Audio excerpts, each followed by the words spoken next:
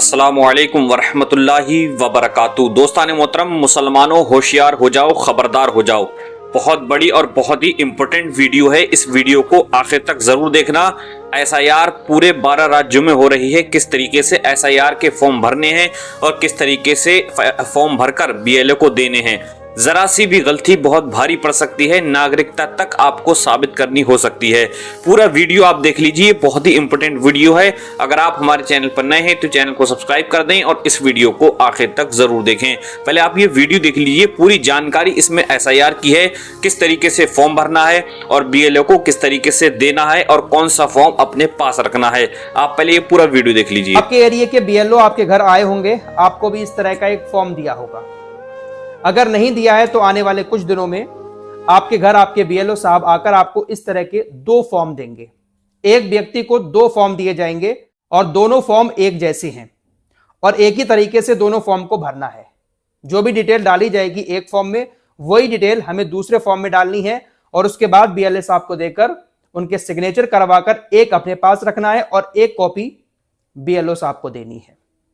अब सबसे बड़ी प्रॉब्लम यह है कि ये फॉर्म तो हमें मिल चुके हैं, लेकिन बहुत सारे लोग ऐसे हैं जो इनको ठीक से भर नहीं पा रहे हैं।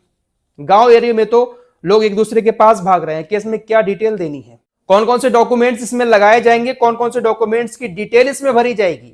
वैसे तो ये फॉर्म बहुत आसान है, बहुत आराम से आप इसको अपने घर पर भर सकते हैं, लेकिन फिर भी लोग काफी ज्यादा परेशान हो रहे हैं।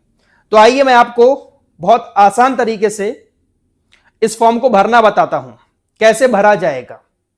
आपको भी किसी की जरूरत नहीं पड़ेगी। आपके घर अगर बीएलओ साहब फॉर्म लेकर आएंगे, आप खुद ही अपने घर पर इसको बहुत आराम से भर सकते हैं, जो तरीका मैं आप लोगों को बता रहा हूं। इस फॉर्म को भरने से पहले आपको 2003 की एसआईआर यानी 2003 की वोटर लिस्ट निकलवानी पड़ेगी। वोटर लिस्ट का जो पहला पेज होगा, जिसमें सारी डिटेल दी होगी, आपकी विधानसभा क्या है, आपका जिला क्या है, तो वो पेज आपको निकलवाना है और आपका नाम जिस पेज नंबर पर है वोटर लिस्ट में, वो पेज आपको जरूर निकलवाना है। वो कैसा होगा मैं आपको अभी आगे दिखा रहा हूं। और ये 2003 की वोटर लिस्ट आपको कहां से मिलेगी? आपके बीएलओ साहब जो आएंगे उनके पास ही होगी। पहली चीज, आप उनसे लेकर फटाक से उसकी फोटोकॉपी करवा लें। अगर बीएलओ साहब के पास नहीं है और बीएलओ साहब आपको नहीं दे रहे हैं, तो एक लिंक में डाल रहा हूं डिस्क्रिप्शन में और कमेंट बॉक्स में। पहला कमेंट है, उसमें एक लिंक होगा। उस लिंक पर आप क्लिक करके पहले आप अपने डिस्ट्रिक्ट का नाम डालें, उसके बाद आपका जो विधानसभा है उसका नाम डालें। सर्च करेंगे, पूरी लिस्ट आपके सामने आ जाएगी। आपका जो गांव है, आपका जो एरिया है, उसका नाम भी आपको देखने को मिल जाएगा। डाउनलोड के ऑप्शन पर क्लिक करके कैप्चा डाल के डाउनलोड आप वोटर लिस्ट को 2003 की कर सकते हैं। हालांकि ये जो लिंक मैं डाल रहा हूं, ये सिर्फ उत्तर प्रदेश के लोगों के लिए है। बाकी लोग अगर डाउनलोड करना चाहते हैं तो इलेक्शन कमीशन की वेबसाइट पर जाकर 2003 की वोटर लिस्ट एसआईआर डाउनलोड कर सकते हैं। उसकी कॉपी निकलवाकर आप अपने पास रखें, उसके बाद ही इस फॉर्म को भरें। एक और जरूरी बात, फॉर्म भरने से पहले आप अपने इस फॉर्म की फोटोकॉपी जरूर करवा लें, क्योंकि अगर यह फॉर्म भरते टाइम गलत हो गया तो आपको दोबारा दूसरा फॉर्म नहीं मिलेगा। क्योंकि ये जो फॉर्म आ रहा है ये हमारे फोटो के साथ आ रहा है। जो हमारा फोटो पुराना वाला वोटर लिस्ट में था, उसी फोटो के साथ और हमारे नाम के साथ आ रहा है। अगर ये गलत हो जाता है तो दूसरा फॉर्म आपको नहीं मिल पाएगा। इसलिए इसको भरने से पहले कम से कम 2 फोटोकॉपी जरूर निकलवाकर एक्स्ट्रा रख लें। अगर एक गलत हो जाता है फॉर्म तो हम दूसरे फॉर्म को ठीक से भर सकें।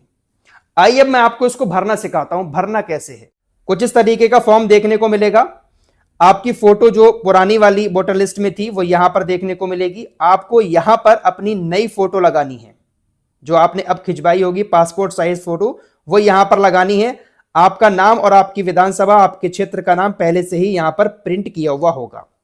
तो सबसे पहले आपको अपनी यहां पर डेट ऑफ बर्थ लिखनी है, जन्म तिथि। उसके बाद दूसरे ऑप्शन में आपको आधार संख्या लिखनी है। वैसे तो ये ऑप्शनल है, लिखेंगे तब भी सही है, नहीं लिखेंगे तब भी कोई बात नहीं है। तो आप यहां पर अपने आधार नंबर जरूर लिख दें। उसके बाद मोबाइल नंबर डालें अपना। फिर आप अपने पिता का नाम यहां पर डालें। पिता का नाम डालने के बाद अब यहां पर जो कॉलम है इसमें काफी लोग कंफ्यूज हो रहे हैं। पिता अभिभावक का ईपीआईसी संख्या यदि उपलब्ध हो। अब ये ईपिक नंबर क्या है, ये जानना बहुत जरूरी है। आपके जो फादर हैं, आपके जो पिताजी हैं, उनको भी इस तरह का एक फॉर्म मिला होगा। तो आप यहां कॉर्नर पर जाकर देखेंगे, आप अपने फादर के फॉर्म पर, तो यहां पर ईपीआईसी नंबर उनका लिखा हुआ होगा। अगर यहां पर नंबर नहीं लिखा हुआ है तो आपके वालिद का जो पहचान पत्र है, आपके पिता का जो वोटर आईडी कार्ड है, तो उस वोटर आईडी कार्ड पर ये ईपिक नंबर लिखा होगा। इंग्लिश में ईपिक लिखा जाएगा और ऐसे लिखा होगा ईपीआईसी। तो ये नंबर आपको यहां पर डालना है, पिता अभिभावक का ईपीआईसी नंबर। उसके बाद आपको अपनी माता का नाम लिखना है, माता का ईपीआईसी नंबर उनके भी यहां फॉर्म में लिखा हुआ होगा। जो आपकी माता का फोटो है यहां पर लगा हुआ, उनका यहां पर ईपिक नंबर लिखा हुआ होगा, ठीक है। वो आपको यहां पर माता के आगे डाल देना है। आपकी अगर शादी हो गई है, आपकी बीबी है, तो आप अपनी बीबी का नाम लिखें, या आपके शौहर हैं तो आप अपने शौहर का नाम यहां पर लिखें, हस्बैंड का नाम, और उसका भी ईपिक नंबर यानी ईपीआईसी नंबर जो पहचान पत्र में होगा या फॉर्म में होगा, वो नंबर आप यहां पर डाल दें। ये कॉलम क्लियर हो गया। अब आते हैं इन दो कॉलम पर। सबसे बड़ी कंफ्यूजन इन्हीं दोनों कॉलम में है। अगर आपका नाम 2003 की वोटर लिस्ट में है तो आपको ये वाला कॉलम भरना है, और अगर आपका नाम 2003 की वोटर लिस्ट में नहीं है तो फिर आपको ये वाला कॉलम भरना है। अब पहले बात कर लेते हैं उन लोगों की जिनका नाम 2003 की वोटर लिस्ट में है। तो सबसे पहले यहां पर अपना नाम लिखेंगे, जो आपकी 2003 की वोटर लिस्ट में नाम लिखा हुआ है। उसके बाद वही ईपिक नंबर जो पहचान पत्र नंबर है वो भी आपका वोटर लिस्ट में मिल जाएगा। मैं आपको वोटर लिस्ट एक बार दिखा देता हूं। इस तरह की वोटर लिस्ट होगी। तो ईपिक नंबर ये है, ये साइड में ईपिक नंबर आ रहा है, लास्ट में फोटो पहचान पत्र संख्या, ये नाम आएगा, ये ईपिक नंबर होगा। तो 2003 की वोटर लिस्ट में जो ईपिक नंबर आएगा वो आपको यहां पर डाल देना है। अब आता है संबंधी का नाम। इसमें क्या लिखना है?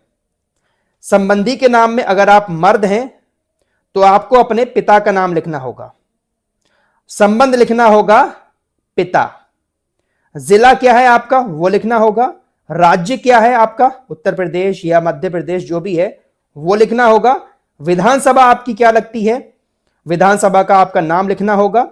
उसके बाद आता है विधानसभा निर्वाचन क्षेत्र की संख्या। ये क्या चीज है, यहां पर क्या चीज लिखनी है?